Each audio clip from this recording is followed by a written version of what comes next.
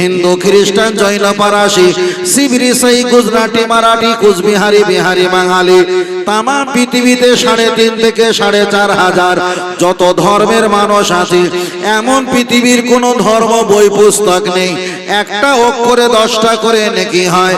না না, পৃথিবীর কোন ধর্ম গ্রন্থ নেই।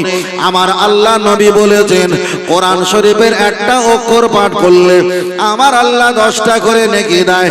শুধু 10টা করে নেকি এখানে শেষ নয়, যিনি তেলাওয়াত করবে 10টা পাবে, যিনি শুনবে তিনিও 10টা পাবে, জানার মাগফিরাতে সওয়াব পৌঁছে দেবে তিনিও 10টা করে সওয়াব পাবে, যিনি কোরআন তেলাওয়াত করার জন্য কোরআন কিনে দেবে ব্যবস্থা করে দেবে তাকেও আমার আল্লাহ 10টা করে নেকি দান করবে।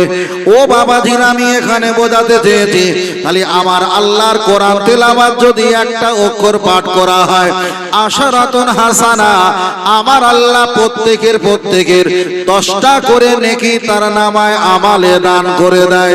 জোরে বলেন সুবহানাল্লাহ।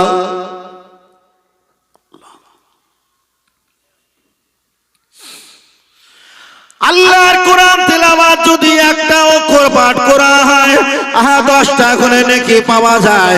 আপনি একবার আল্লাহ বলবেন, আলিফ লাম লাম হে আল্লাহ, 4টে অক্ষর মিলে হলো আল্লাহ। একটা অক্ষরে যদি 10টা করে নেকি হয়, 4টে অক্ষরে 4 10 কে 40টা নেকি হয়ে গেল। চলেন আমি আপনাকে বোঝাতে চেয়েছি আল্লাহ পাকের কোরআন এমন নিয়ামতি কোরআন, যে কোরআন তেলাওয়াত করলে আমার আল্লাহ রহমত আর বরকত বাড়িয়ে দেয়। যে কোরআনটা তেলাওয়াত করলে আমার আল্লাহ মনে শান্তি প্রশান্ত করে দেয়। যে কোরআন তেলাওয়াত করলে আমার আল্লাহ দুশ্চিন্তা সরিয়ে দেয়। যে কোরআন তেলাওয়াত করলে হাসরের ময়দানে শাফি আল্লি আসহাব, ওই কোরআন তেলাওয়াত করার বিনিময় কোরআন আমাদের জন্য হাসরের ময়দানে শাফাআতের কারণ হয়ে যায়। জোরে বলেন সুবহানাল্লাহ।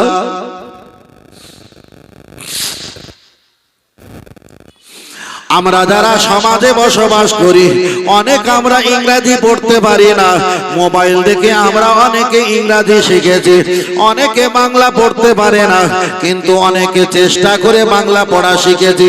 অনেক ছেলেরা উর্দু হিন্দি বলতে পারে না, তারা 5 জায়গায় 10 জায়গায় শুনে শুনে উর্দু আর হিন্দি তারা চলার মতো বলতে পারে। কিন্তু যে কোরআন আল্লাহ নবী বলেছেন, যে কোরআনটা আমার দুনিয়াতে একটা লোকেশন, যে কোরআন হলো আল্লাহ আর নবীকে চেনা যায়, যে কোরআনটা হলো দিনের সবচাইতে বড় নিয়ামত। আল্লাহ নবী হাদিস শরীফে বললেন, ও আমার সাহাবীরা জেনে রেখে দাও, আফদাল তেলাওয়াতুল কোরআন, সবচাইতে বড় তেলাওয়াত হলো আল্লাহ পাকের কোরআন। আমাদের সমাজের ছেলেরা বাংলা না জানলে চেষ্টা করে পেরেছে, ইংরেজি না জানলে চেষ্টা করে পেরেছে, উর্দু হিন্দি বলতে না জানলে চেষ্টা করেছে, তারা পেরেছে। কিন্তু যে কোরআন তেলাওয়াত করার জন্য খোদ আল্লাহর কোরআন বলেছে ইকরা ইকরা ইকরা, আগে তোমরা পড়ো, ওটাই আমরা পড়ি না বরং আমরা শুনি। আল্লাহ আগে কোরআন শোনার কথা বলেছে না পড়ার কথা? পড়ার কথা। কিন্তু আমরা পড়ি না, আমরা কি করি? শুনি। চলেন একটা বার এগিয়ে যাওয়া যাক, লক্ষ্য করে দেখা যায় আল্লাহর কোরআন বলেছেন ইকরা, আগে তোমরা পড়ো পড়ো পড়ো, কিন্তু আমরা আল্লাহর কোরআনটা পড়তে পারি না, আমরা আল্লাহর কোরআনটা বারবার তেলাওয়াত শুনি। চলেন আমি আপনাকে বোঝাতে চেয়েছি, আপনি যদি কোরআন পড়তে না পারেন, ফরজ জোহর আসর মাগরিব এশা এমন কি দেখা যায় 5 ওয়াক্ত নামাজ হবে না। আপনি যদি কোরআন শরীফ তেলাওয়াত যদি করতে না পারেন, আল্লাহকে সাক্ষ্য রেখে বলছি, কখনো কোরআন মুখস্থ না থাকলে নামাজ হবে না। আপনি ইলা শাহামাতি উদুনাইহি, আপনি তাহারিমা বেঁধেছেন, তাহারিমা বাঁধার পর আপনি সানা আউযুবিল্লাহ বিসমিল্লাহ পড়েছেন, আপনাকে এবার সূরা পড়তে হবে, সূরা ফাতিহা। তারপরে আপনাকে আর একটা সূরা পড়তে হবে। সূরা কেরাত না জানলে এখানে সুবহানাল্লাহ বলে নামাজ পড়লে নামাজ কখনো হবে না। এখানে লা ইলাহা ইল্লাল্লাহ বলে জিকির করে আপনি আল্লাহু আকবার বললে নামাজ হবে না, এখানে গজল বলে সেজদা গেলে আপনার নামাজ হবে না। আপনাকে নামাজ পড়তে গেলে আল্লাহর কোরআন তেলাওয়াত করতে হবে, হোক সেটা বাংলা মুখস্থ, হোক সেটা আরবিতে মুখস্থ। কোরআন তেলাওয়াত যদি আপনি না করতে পারেন, কোরআনের সূরা যদি আপনি মুখস্থ না করতে পারেন, আফদলুল ইবাদাত ইবাদাতি সালাত, পৃথিবীতে সবচেয়ে বড় ইবাদত, কোরআন ছাড়া ওই ইবাদত করা সম্ভব নয় নয় নয়। কিন্তু সমাজের দিকে তাকিয়ে দেখো, হাজার ইবাদত করবে কিন্তু কোরআন তেলাওয়াত দিয়ে নামাজ হবে নইলে নামাজ হবে না। এই বিষয়টা আমাদের একবারও চিন্তার বাইরে।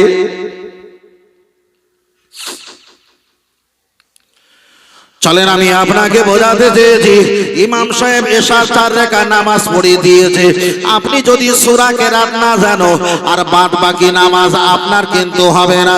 ইমাম সাহেব 2 রাকাত জুম্মার নামাজ পড়ে দিয়েছে।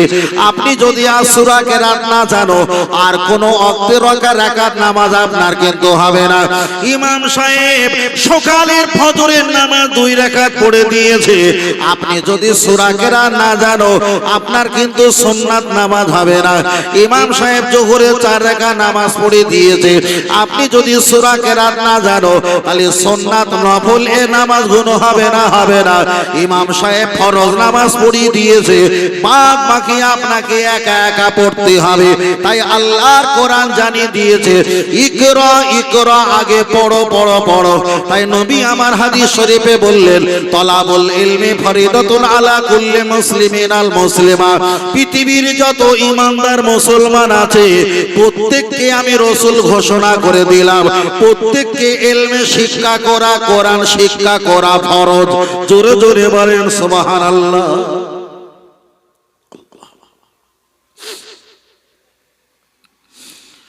চলেন আমি আপনাকে বোঝাতে চেয়েছি, তাহলে কোরআন তেলাওয়াত দেখা যায়, কোরআন শিক্ষা করা হলো ফরজ।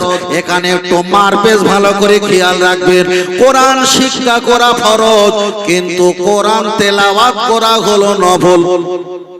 আপনি কোরআন শিখেছেন মানে ফরজ আদায় হয়ে গেছে, এবার আপনি কোরআন তেলাওয়াত করবেন, এটা হলো নফল। কিন্তু আল্লাহর কোরআন পরে আবার বলে দিয়েছেন, অরাতিল কোরআনা তারতিলা। আমি আল্লাহ জানিয়ে দিই, কোরআন তেলাওয়াত করবে স্পষ্ট মাখরাজের সঙ্গে, পরিষ্কার পরিচ্ছন্নতার সঙ্গে তেলাওয়াত করা আমার আল্লাহ এটা ওয়াজিব করে দিয়েছেন।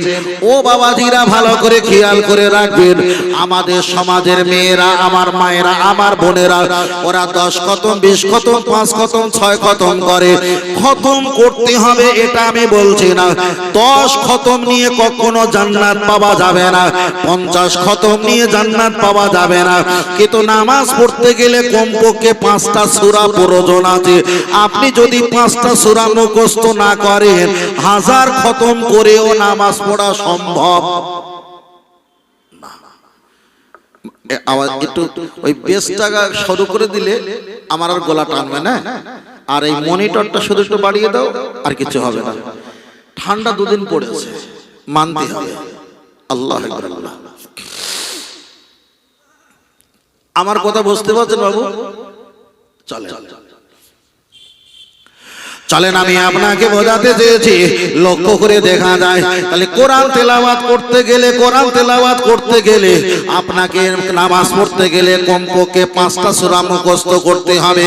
কিন্তু আমরা যখন মেয়ের জন্য, বিবাহের জন্য মেয়ে দেখতে যাই, মেয়েকে জিজ্ঞাসা করে, মা তুমি কোরআন পড়তে পারো? হ্যাঁ পড়তে পারি। 5 থেকে ভাবে বলে দেয়, আমার এই ননদটা 5 খতম তেলাওয়াত করেছে, 5 খতম তেলাওয়াত করেছে, এটা ভালো ভালো ভালো। আল্লাহর নবী বলেছেন একটা অক্ষরে 10টা করে নেকি পাওয়া যায়। 5 খতম তেলাওয়াত করেছে, ওর নানার জান্নাতে দেওয়ার জন্য, ওর চাচার জান্নাতে দেওয়ার জন্য, ওর মায়ের জান্নাতে দেওয়ার জন্য। কিন্তু কোরআন বলে দিয়েছে, কোরআন বলে দিয়েছে, কো আনফুসাকুম ওয়াহলিকুম নারা, আগে নিজে জান্নাতে যাওয়ার চেষ্টা করো, অপরকে জান্নাতে যাওয়ার চেষ্টা রাখো। তাহলে বাপ মা নানা নানিদের খতম পড়িয়ে ওদেরকে জান্নাতে আমরা ঠেলে দিলাম, আর নামাজ না পড়ে তো জান্নাত পাওয়া সম্ভব নয়। তাহলে নিজের তোলাটা ফাঁকা হলো না, হলো না। চলেন আমি আপনাকে বোঝাতে চেয়েছি আল্লাহর কোরআন তেলাওয়াত করতে হবে। কোরআন সম্পর্কে আমি আপনার কাছে ছোট করে বলতেছি, আল্লাহর কোরআন তেলাওয়াত করতে হবে। যেমন ইমাম সাহেব ফজরের নামাজ সকালবেলা পড়ায়, ইমাম সাহেব সকালবেলা ফজরের নামাজ পড়ায়, আহা কোরআন শুনতে কত সুন্দর মধুময় লাগে। আবার ইমাম সাহেব এশার নামাজ যখন পড়ায় তখন কোরআন শুনতে কত মধুময় লাগে। ইমাম সাহেব যখন কেরাত পড়ে কত সুন্দর লাগে। আবার ইমাম সাহেব যখন খতম পড়ে তখনও কত ভালো লাগে। ইমাম সাহেব যখন মাইকে সবিনা পড়ে তখনও কত সুন্দর লাগে। আমার আল্লাহর কোরআন জানিয়ে দিয়েছে, ওয়া ইজা কুরি আল কোরআন ফাসতামিউ লাহু ওয়া আনসিতু লাআল্লাকুম তুরহামুন। ও আমার বান্দা জেনে রেখে দাও, তোমাদের মাঝে যখন কোরআন তেলাওয়াত হবে তোমরা নড়বে না, চড়বে না, অন্য কোনো ঘাটাঘাটি করবে না, চুপ করে তোমরা কোরআনটা শ্রবণ করবে। আর চুপ করে যদি কোরআনটা শ্রবণ করো তাতে লাভ কি হবে? লাআল্লাকুম তুরহামুন, আমি আল্লাহ ওই কোরআন তেলাওয়াত শোনার বিনিময় তোমাদের প্রতি আমি আল্লাহ রহমত নাজিল করে দেব। আরেকটু জোরে বলেন। এলাকায় যত জমি আছে এই জমির কাগজপত্র কিন্তু আমার চাচার বাড়ি আছে। ভাইপোরা জমির দলিল সম্পর্কে কিছু বোঝে না, চাচার কাছে আসে। আর চাচা দেখ আমি বেঁচে আছি, দলিলগুলো বুঝে নে, আমি মরে গেলে কোনো বাপ তোরে বুঝিয়ে দেবে না। চাচা দলিল সম্পর্কে এত তুমি পাণ্ডুলিপি হয়েছো, কিন্তু চাচা কোরআন পড়তে পারে না। চাচার আলমারিতে সারা রাজ্যের জমি জায়গা দলিল বেহালা অফিস থেকে লাট, কিন্তু চাচার কাছে একটা কোরআন পাওয়া যায় না। চাচা তো সারা জীবন শুনবে টাকা দিয়ে, চাচা কেন পড়বে? শুনবে, চাচা পড়বে না। ও আমার বাপজিরা, আমি আপনাকে বোঝাতে চেয়েছি আগিয়ে চলে যাওয়া যায়। আপনি যদি কোরআন তেলাওয়াত না করতে পারেন আপনার নামাজ হবে না, হবে না। আপনাদের এলাকা কোনো একটা ব্যক্তি যদি মৃত্যুবরণ করে, এখন মৃত্যুবরণ করার পর তার জানাজা নামাজ হবে। আল্লাহ নবী হাদিস শরীফে বলেছেন, কোন ব্যক্তি যদি মাইয়িত মারা যায় তার জানাজা নামাজে কম বেশি যদি 40 জন নামাজ পড়তে আসে, আমার আল্লাহ তার কবরে আযাবটা অনেক মাফ করে দেয়। হাদিস শরীফে এসেছে 40 জন যদি নামাজ পড়ে আমার আল্লাহ তার কবরে আযাবটা অনেক মাফ করে দেয়। ও আমার পাঁচপোতা এলাকার ভাইরা, আমার আমডাঙ্গা পাঁচপোতা এলাকার ভাইরা, একটা বার বলেন আপনাদের এলাকায় কোনো ব্যক্তি মারা গেলে 40 জন নিশ্চিত হয় না, তার আরো হয়, বেশি হয়, 1000, 1500, 2000 মানুষ হয়। কিন্তু রাসূল বলেছেন 40 জন যদি নামাজ পড়ে তার কবরে আযাবটা আমার আল্লাহ অনেক হালকা করে দেয়। আপনাদের পাঁচপোতা এলাকায় কোন একটা চাচিমা চাচাজি মারা গেছে, হয়েছে মাত্র 2000। ইমাম সাহেব আর মাওলানা সাহেব আনন্দ বাগে বাগ হয়ে গেছে। কিন্তু নামাজ পড়ার পর, জানাজা পড়ার পর ইমাম সাহেব আর আমি চিন্তা ভাবনা করলাম, এরা যখন জানাজা নামাজ পড়েছে ইমাম সাহেব জিজ্ঞাসা করছে, চাচাজি তুমি কি জানাজা নামাজ পড়লে? হ্যাঁ পড়লাম। ও চাচাজি একটা বার নিয়াত বলো। তখন চাচা বলছে, ইমাম সাহেব তো বাংলা আরবিতে নিয়াত বলে দিয়েছে। তারপরে আবার জিজ্ঞাসা করছে, ইমাম সাহেব চাচাজি বলো জানাজা নামাজের সানা বলো, তা আমি জানি না। জানাজা নামাজের দোয়া বলো, তা আমি জানি না। জানাজা নামাজের দরুদ শরীফ বলো, তা আমি জানি না। তাহলে ইমাম সাহেব শুধু নিয়াতটা বলে দিয়েছে বাংলায়, ওটাই চাচা নিয়াত করেছে। আর 2000 মানুষ যারা জানাজা পড়তে এসেছে, রাসূল বলেছিল কমপক্ষে 40 জন হলে তার কবরে আযাবটা অনেক মাফ হয়ে যাবে। কিন্তু পেয়েছিলাম 2000। হিসাব করে করে দেখলাম 2000 এর ভিতরে মাত্র ঠেকেছে 13 জন, 13 জন। কিন্তু রাসূল বলেছিল কমপক্ষে 40 জন হলে মাইয়েতের কপালটা ভালো ছিল। তাহলে 2000 এর ভিতরে 40 জন পেলাম না, পেয়েছে মাত্র 13 জন। তাহলে মাইয়েতের কোনো উপকার হলো না হাদিস অনুযায়ী। তাহলে মাইয়েতকে ধোঁকা দেওয়ার পিছনে অবদান আমাদের। আমরা শুধু শুনেছি, আমরা পড়ি, শুধু শুনেছি, আমরা পড়িনি। কথা ঠিক না বেঠিক? ভাই আমি বক্তব্য করছি, আমি মুখস্থ করে আসিনি। পরিস্থিতির হিসাবে আমি আপনার কাছে বাস্তবিক কিছু তথ্য তুলে ধরছি। আল্লাহ আল্লাহ। ও আমার বাপিরা, চলে না গিয়ে যাওয়া যায়। তাহলে আপনার কাছে বলছিলাম মাইয়েতের সম্পর্কে একটা মশলার কথা বলেছি, চলেন আপনার কাছে এগিয়ে যাওয়া যাক। ইমাম সাহেব নিয়াত করে দিয়েছে, আমরা নিয়াত করলাম জুম্মার নামাজে 2 রাকাত ফরজ নামাজ, আমরা নামাজ পড়লাম। ইমাম সাহেব কেরাত পড়েছে, সূরা পড়েছে, সিজদা গেছে, সুবহান রাব্বিয়াল আলা সুবহান রাব্বিয়াল আযীম। তারপরে বসে বসে আত্তাহিয়াত পড়েছে, তাশাহুদ পড়েছে, দরুদ শরীফ পড়েছে, দোয়া মাসুরা পড়েছে, একটাও আমাদের খবর নেই। শুধু নিয়াতটা করে আমরা বসেছি। বাদ বাকি ইমাম সাহেব যা করেছে ওটা ইমাম সাহেব, আমরা কখনো দেখা যায় তাশাহুদ পড়তে পারিনি, দরুদ শরীফ পড়তে পারি না, আমরা দোয়া মাসুরা পড়তে পারি না। এবার বলেন নামাজ কি হওয়া সম্ভব? নামাজ হওয়া সম্ভব নয়। তাই আমি আপনাকে বোঝাতে চেয়েছি আফদালুল ইবাদাতি সালাত, সবচাইতে বড় ইবাদত হলো নামাজ। তাহলে একটা মুসলমান ইমানদার সবচাইতে বড় ইবাদত যদি নামাজ হয়, আর সেই নামাজটা যদি ধূলিসাৎ হয়ে যায়, এবার বলেন আপনি ধর্মের নামে কোন ইবাদত করে আল্লাহর জান্নাতে যাবেন? আমাকে একটু শুনিয়ে যাও। নামাজ বাদ দিয়ে কোন ইবাদত করে জান্নাতে যাবে? আমাকে একটু শোনাও, বলে সম্ভব? যদি কেউ ফরজ নামাজ না পড়ে, মাথার টুপি, পাঞ্জাবি, পায়জামা, ইজের লুঙ্গি যদি খুলে দেওয়া হয়, উলঙ্গ অবস্থায় মাথায় টুপি দিলে যেমন লাগে, ফরজ নামাজ ছাড়া আল্লাহর ইবাদত করা উলঙ্গ অবস্থায় মাথায় টুপি দেওয়ার মতনই লাগে। পৃথিবীর কোন শায়েখ মাশায়েখ পীর ওলি কখনো কেউ ফরজ নামাজ ছেড়ে দিয়ে হাজার ইবাদতে আগে যায়নি। নামাজ পড়তে হয়েছে। চলেন আমি আপনাকে বোঝাতে চেয়েছি নামাজ সম্পর্কে, আগিয়ে চলে যাওয়া যায়। এক সময় নবী আমার যুদ্ধের ময়দানে আছেন, সাহাবীরা নবীকে বললেন, ইয়া রাসূলুল্লাহ, যুদ্ধের ময়দানে তরোয়ালে টং টং করে আওয়াজ হয়, আপনি একটাবার ফতোয়া দাও, আমরা আসরের নামাজটা পড়বো না, আসরের নামাজটা বন্ধ করে দিয়ে আমরা একটু যুদ্ধের জন্য তৈরি হয়ে যুদ্ধের জন্য প্রস্তুতি হয়ে যায়। আল্লাহ নবীর কাছে যখন এই আওয়াজটা চলে গেছে, দয়ার নবী আমার দৌড়ে এসে বললেন, ও আমার সাহাবীরা, বলো তোমরা আসরের নামাজটা বন্ধ করে দিয়ে যুদ্ধের ময়দানে তোমরা সময় দেবে। এ ফতোয়া তোমাদেরকে দিয়েছে আমার আল্লাহ, যুদ্ধ বড় করেনি, আমার আল্লাহ ইবাদতটা বড় করে দিয়েছে। তোমরা যুদ্ধের ময়দানে যদি তোমরা শহীদ হয়ে যাও, আল্লাহর কাছে বেনামাজি বলে প্রমাণ হবে। আর যুদ্ধের ময়দানে যদি নামাজ পড়তে পড়তে শহীদ হয়ে যাও, একদিকে নামাজের মর্যাদা, অপরদিকে শহীদানদের সওয়াব আমার আল্লাহ তোমার নামায় আমালে লিখে দেবে। তাহলে যে যুদ্ধের ময়দানটা হলো সবচাইতে ভয়াবহতা, সবচাইতে খতরনাক, সেই যুদ্ধের ময়দানে যদি নবী নামাজ ছাড়া যুদ্ধ করতে নিষেধ করে দেয়, আপনাকে কোন হুজুর বলেছে ফরজ নামাজ ছাড়া এতগুলো ইবাদত করতে? কি হবে? যে নবীর প্রতি নামাজ নাজিল, সেই নবী যদি বলে যুদ্ধতে মরে যাবে, নামাজ পড়াটা ছাড়া যাবে না। যদি খুব সন্দেহ হয়, কিছু মানুষ যুদ্ধের জন্য তৈরি থাকুক, কিছু মানুষ নামাজ পড়ুক, আবার এদের নামাজ হয়ে গেলে যুদ্ধে যারা তৈরি ছিল ওরা নামাজ পড়বে, যাদের নামাজ হয়ে গেছে এরা যুদ্ধের জন্য চারিদিকে গোল হয়ে তাকিয়ে থাকবে, কিন্তু নামাজ কাজা করা যাবে। ও আমার বাপজিরা, চলে না গিয়ে যাওয়া যাক।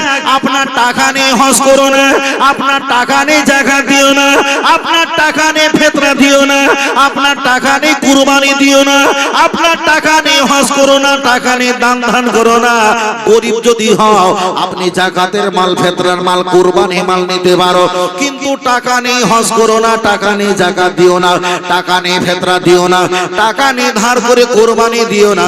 কিন্তু আপনাকে হিসাব রাখতে হবে, টাকা থাকুক আর নাই থাকুক, একটা পীরের ছেলের প্রতি যতটা নামাজ ফরজ, একটা গরিব ছেলের প্রতি ততটা নামাজ ফরজ, একটা হুজুরের প্রতি যতটা নামাজ ফরজ, একটা সাধারণ মুসলমানের প্রতি আমার আল্লাহ অতটা নামাজ ফরজ করে দিয়েছে। চলেন আমি আপনাকে বোঝাতে চেয়েছি, আপনাদের পশ্চিম দিকে যদি আপনারা পা লম্বা করে দাও, অনেক ব্যক্তি আপনাকে খারাপ বলবে। চলেন এগিয়ে যাওয়া যাক। দাঁড়িয়ে যদি নামাজ পড়া হয়, মাথার চক্কর করে দিলে আপনি ব্রেনস্ট্রোক হয়ে পড়ে যেতে পারেন। শরিয়াতের মাসলা হলো আপনি নিচে বসে পাটা গুটিয়ে নামাজ পড়েন। পা গুটিয়ে নামাজ পড়লে পায়ে যদি ঝিঁঝিয়ার আওয়াজ হয়ে যায়, আল্লাহর কাবার দিকে পাটা লম্বা করে দাও, আল্লাহর কাবার দিকে পাটা লম্বা করে দিয়ে নামাজ পড়ো। আল্লাহর কাবার দিকে পাটা লম্বা করে দাও। উজু করলে ঠান্ডার পরিবেশে আপনার যদি কাঁপুনি ভাব রোগ যদি এসে যায়, শরিয়াতের ফতোয়া হলো কোরআন শরীফের তায়াম্মুমের ফরজ হলো তিনটে। একবার হাতটা গুটাবেন, মাটিতে হাত মারবেন, হাত মারার পর আপনি দেখা যায় আপনি এই মুখমণ্ডলটা তিনবার ভালো করে মুছে নেবেন, এই দুটো হাত তিনবার করে ভালো করে মুছে নেবেন, নিয়াত করবেন আপনার তায়াম্মুম হয়ে যাবে। আপনি ইলা শাহামাতি উদুনাইহি আপনি এবার নামাজটা আদায় করতে পারবেন। তাহলে শীতের সময় আমি বয়স্ক মানুষ পানিতে হাত দিলে যদি আমার কাঁপুনি রোগ আসে, কোরআন বলে দিয়েছে তুমি তায়াম্মুম করে নাও, আল্লাহর কাবার দিকে পাটা লম্বা করে দাও, পিছনে দু চারটে বালি দিয়ে দাও, মাথা যদি ঝুঁকিয়ে সেজদা করো আপনার মাথার যন্ত্রণা হতে পারে, দুটো হাত কপালে ঠেকিয়ে নাও, দুটো হাত যদি ঠান্ডায় পার করতে যদি অসুবিধা হয়, ইশারায় আপনি আল্লাহকে সেজদা দাও। তবে টাকা নেই এবছরে হজ করো না, টাকা নেই এবছরে যাকাত দিও না, টাকা নেই এবছরে ফিতরা দিও না, টাকা নেই এবছরে কোরবানি দিও না, টাকা থাকুক আর নাই থাকুক, উজু করতে না পারলে তায়াম্মুম করে নাও, সেজদা দিতে না পারলে ইশারা সেজদা দাও, আল্লাহকে বোঝাও। মরণের যদি 5 মিনিট বাকি থাকে এই নামাজ পড়ে আল্লাহকে বোঝাও, আল্লাহ আমি যে আপনার গোলাম, এটাই হলো তার বাস্তবিক প্রমাণ। পড়তে হবে নামাজ। গাড়িতে বসে থাকা হয়, ওয়াক্ত হয়ে গেছে, ছোট একটা মাটি ঠেলা আছে, সুন্নাত না হলো না ফরজ তো হলো, কোথায় গাড়িকে ঠেকে দেবে তাহলে নামাজটা কাজে বেনামাজি মূল্য। কথা বোঝেন না? আল্লাহ হয়তো লুঙ্গি পরেছি, এই লম্বা জামার সঙ্গে পায়জামা বললে খুব ভালো মানাতো না, মানায় না? লুঙ্গি পরেছি কেন, পায়জামা পরলে তো পেশাব থেকে লেগে যাবে, আর পরে যে ওয়াক্ত আসবে সেই ওয়াক্তে নামাজ পড়তে পারবো না। তাহলে দুনিয়ার কিছু স্টাইল দিতে গিয়ে আমার 1 হাত সেলাই করতে গিয়ে 5 হাত ছেড়ে যাবে। আমাকে করতে হবে, এবাদত তো করতে হবে, ছাড় নেই। আল্লাহু আকবার। চলেন আমি আপনাকে বোঝাতে চেয়েছি নামাজ সম্পর্কে, আমি আপনাকে বলছিলাম চলেন একটা বার আগিয়ে যাওয়া যাক। লক্ষ্য করে দেখা যায় খালি নামাজ সবচাইতে বড় ইবাদত হলো নামাজ। আমার আল্লাহ ফেরেশতা জিবরাইলের কাছে পৃথিবীতে অনেক কিছু দিয়েছে, আল্লাহর কোরআন দিয়েছে, অনেক কিছু ফতোয়া দিয়েছে, কিন্তু আমার আল্লাহ জিবরাইলের কাছে নামাজ দিতে পারত, আমার আল্লাহ জিবরাইলের কাছে নামাজ দেয়নি। ওই নামাজ দেওয়ার জন্য আমার নবীকে সিদরাতুল মুনতাহা আরশে আজিমে ডেকে নিয়েছে, আর ডেকে নেওয়ার পরে আমার আল্লাহ আমার নবীকে নামাজ দিয়েছে, সালাম দিয়েছে। ও বাবাজিরা, জিবরাইলের কাছে তো আল্লাহ নামাজ দিতে পারত, কিন্তু আল্লাহ জিবরিল আমিন আলাইহিস সালামের কাছে নামাজটা দেয়নি। নবীকে সিদরাতুল মুনতাহা আরশে আজিমে ডেকে নিয়ে আমার আল্লাহ নবীকে নামাজ দিয়েছে। তার কারণ হলো আল্লাহ দেখা যায় না, কারণ হলো একটা, এই নামাজটা হলো মেরাজ, এই নামাজটা হলো আল্লাহ দিদার। পৃথিবীর জমিনে আপনি যেখানে সেজদা দাও না কেন, এই সেজদা ইমামের পায়ের কাছে পড়তে পারে, এই সেজদা মসজিদের পিলিয়ারের কাছে পড়তে পারে, এই সেজদা একটা পাথরের কাছে পড়তে পারে, এই সেজদা একটা পিলিয়ার কিংবা পাঁচিলের কোলে পড়তে পারে। আল্লাহ নবী জানিয়ে দিয়েছেন তোমরা যেখানে সেজদা দাও না কেন, এই সেজদা আমার আল্লাহ পাকের কুদরতি পায়ের কাছে হাজির হয়ে যায়। জোরে বলেন সুবহানাল্লাহ, আর একটু জোরে বলেন সুবহানাল্লাহ। তাহলে আমি আপনাকে বোঝাতে চেয়েছি সিজদা যখন দেওয়া হয় আল্লাহর কাছে মাথা নত করা হয়, এখানে প্রমাণ করা হয় আল্লাহ আপনি আমার খালিক, আপনি আমার মালিক, আপনি আমার রব, আপনি আমার স্রষ্টা, আপনার কাছে আমি মাথা নত করলাম। ও বাবাজিরা, ডান দিকে বাম দিকে সালাম ফিরিয়ে দুটো হাত তুলে আল্লাহ পাকের দরবারে দোয়া চাওয়া হয়। দুনিয়ার মানুষ কিছু চাইতে গেলে একটা করে হাত লম্বা করে দেয়, তাকে আমরা ফকির বলি, সাইল বলি, ভিক্ষুক বলি, তাকে আমরা কাঙাল বলি, অসহায় বলি, কিন্তু তারা একটা করে হাত পাতি দেয়। আল্লাহর কাছে একটা নয় দুটো করে হাত তুলেছে। পৃথিবীর সবচাইতে বড় কাঙাল হয়ে আল্লাহর কাছে মাথা নত করে আল্লাহর কাছে দুটো করে হাত তুলেছে। ইয়াকা নাবুদু ওয়া ইয়াকা নাস্তাইন। আল্লাহকে বলি, আল্লাহ আপনার ইবাদত করেছি, আপনার কাছে চাইবো না, অন্য কারোর কাছে চাইবো। আল্লাহ বলেন, আমার ইবাদত করেছো, আমার কাছে চাও।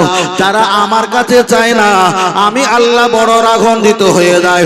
যে বান্দা আমার কাছে বারবার চায়, আমি আল্লাহ বড় খুশি হয়ে যাই। আর একটু জোরে হবে না? আল্লাহ আল্লাহ আল্লাহ। ভাই, এই বিষয়গুলো হচ্ছে আমরা কিভাবে আমরা ধর্ম পালন করবো। এটা আমি এখানে ঈসা, মুসা, দাউদ, আইয়ুব, শোয়েব, জাকারিয়া, লূত, ইব্রাহিম হাজার কাহিনী জীবনে ছিল বলে আমার কোনো লাভ আছে? কোনো লাভ নেই। হয়তো বলতে ভালো লাগবে, শুনতেও ভালো লাগবে, মজা লাগবে, কিন্তু ও তো সোনার দোকান বছরে একবার যায়, হজের দোকান বছরে কবার, জাকাতের দোকান বছরে একবার, কোরবানি হয় বছরে একবার, ফেতরা হয় বছরে একবার। তা ও সব দোকানে ঢোকে আমার লাভ কি? আমার তো নামাজ পড়তে হবে, আমার তো কোরআন পড়তে হবে, আমার তো আল্লাহর কাছে চাইতে হবে। এটা হলো দৈনন্দিন বারবার, দৈনন্দিন বারবার বিপদে পড়েছি, এটা হলো শেষ কথা। চলেন, আমি আপনার কাছে বলছিলাম শুধু নামাজের বিষয়টা নিয়ে আপনার কাছে বলতে বলতে অনেক বিষয়টা লম্বা করে ফেলেছি। তাহলে আপনার কাছে আর একটা বার আগিয়ে যাওয়া যাক। ওয়াসজুদু লিল্লাহ, আল্লাহর নামে সিজদা দেবে। ওয়ারকাউমার রাকিন, আল্লাহ পাকের নামে রুকুকারীর মতো রুকু করবে। তাহলে আল্লাহর নামে সিজদা দিতে হবে, আল্লাহর নামে রুকু করতে হবে। অবশ্যই ভালো ভালো ভালো আমরা 5 ওয়াক্ত নামাজ পড়ি, কিন্তু আল্লাহ আমাদের প্রতি দয়া করে 5 ওয়াক্ত নামাজের সওয়াব দেবে না, দেবে 50 ওয়াক্তের সওয়াব। বলো সুবহানাল্লাহ। তাহলে আমরা পড়ি 5 ওয়াক্ত, কিন্তু আল্লাহর টার্গেট হলো বান্দাকে দেব 50 ওয়াক্ত। চলেন, আমি আপনাকে বোঝাতে চেয়েছি, আমার নবী যখন সিদরাতুল মুনতাহা আর সে আজিম দিয়ে যখন আল্লাহ পাকের দরবার থেকে ফিরে আসছিলেন, প্রতিমধ্যে নবী মুসা আলাইহিস সালামের সঙ্গে দেখা। নবী মুসা আলাইহিস সালাম আমার নবীকে জিজ্ঞাসা করলেন, ইয়া রাসূলুল্লাহ, আল্লাহ নামাজ দিয়েছে কতটা? আমি সংক্ষেপ করে বলছি। নবী মুসা আলাইহিস সালাম বলেছিলেন, আল্লাহ নামাজ দিয়েছে 50 ওয়াক্ত। আমার নবী মুসা বললেন, আপনার উম্মত পারবে না, ফিরাও ফিরাও ফিরাও। আমার নবীকে ফিরিয়ে আসে, আবার চলে আসে, আবার ফিরিয়ে যায়, আবার চলে আসে, আবার ফিরাতে যায়। নবী মুসা আলাইহিস সালাম আল্লাহকে বললেন, ও রব্বুল আলামিন, আল্লাহ আমি আপনাকে বলেছিলাম আপনার সঙ্গে আমি দিদারে দেখব, রব্বি আরিনি, আপনাকে দেখব। আপনি আমাকে বলেছিল লান্তারানি, দেখতে পাবি না, কিন্তু মুহাম্মদ সাল্লাল্লাহু আপনাকে দেখে 27টা বছর ধরে যখন দুনিয়ার জমিনে এসেছে, আমি নামাজ কমানোর ইশারা দিয়ে একবার পাঠিয়ে দেই, চেহারাটা দেখে নেই। আবার যখন চলে আসে আবার চেহারা দেখি, আবার যখন কমাতে যায় পিছনটা দেখি, আবার যখন আসে আমি সামনেটা দেখি। আপনার দেখতে পাইনি, এতে আমার দুঃখ নেই, কিন্তু আমার নবীকে নামাজের কথা কমানোর জন্য যাবা আসা যতবার করতে দেখেছি, এতবার দেখে আপনাকে দেখতে পাইনি, কিন্তু নবীকে দেখে আপনার দেখার স্বাদ আমি নবী মুসা মিটিয়ে নিয়েছি। জোরে বলেন সুবহানাল্লাহ। চলেন, আমি আপনাকে বোঝাতে চেয়েছি, নবী মুসা আলাইহিস সালাম 50 ওয়াক্তের জায়গায় কমিয়েছে 45, ছিল মাত্র 5 ওয়াক্ত। আমার আল্লাহ বললেন, ও আমার হাবিব জেনে রেখে দাও, 45 কমানো হয়েছে, 5 রয়েছে। আমি আল্লাহ 45 জায়গায় 50 ওয়াক্ত নামাজের সওয়াব দান করব। চলেন, আমি আপনাকে বোঝাতে চেয়েছি, তাহলে নামাজটা আমার আল্লাহর কাছ থেকে আমার নবী সিদরাতুল মুনতাহা, সেখান থেকে তিনি নামাজ নিয়ে চলে এসেছিলেন। চলেন, আপনার কাছে আর একটা বার বলা যাক, নামাজ আপনি নামাজ পড়তে গিয়ে যদি কাজা হয়ে যায়, আপনি এশার নামাজে কাজাটা তুলে দিয়ে দাও। আপনার ফজরের নামাজ যদি কাজা হয়ে যায়, আপনি জোহরের নামাজে তুলে দাও। সুন্নাত পড়তে হবে না, শুধু ফরজ কাজাটা আপনি তুলে দাও। কাজা করা জায়েজ, কাজা তুলে দেওয়াটাও জায়েজ, কাজা তুলে দেওয়া জায়েজ। ও বাবাজিরা, এমন কি পিছনে যদি দেখা যায় বছর বছর নামাজ যদি কাজার হয়ে যায়, যায়, পিছনের ওমরের কাজা, পিছনের বছরের কাজা। আপনি প্রতি ওয়াক্তে ফজরে আপনি 3 দিনের নামাজ পড়ে নাও, কিংবা এক সপ্তাহ নামাজটা আপনি 2 রাকাত ফরজ নামাজ করে পড়ে নাও। আপনি যদি এই নিয়তে নামাজ পড়তে পড়তে একদিন যদি মারা যাও, আল্লাহ যদি চায় রহমত করে দয়া করে পিছনের কাজা নামাজটা আল্লাহ কবুলের সঙ্গে জুড়ে নেবে। জোরে বলেন সুবহানাল্লাহ, আর একটু জোরে বলেন সুবহানাল্লাহ।